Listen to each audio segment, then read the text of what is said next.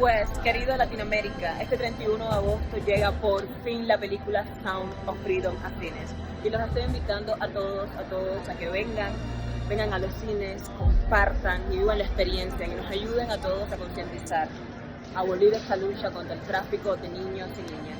Así que ya saben, próximo 31 de agosto en los cines, en todos los cines, Sound of Freedom.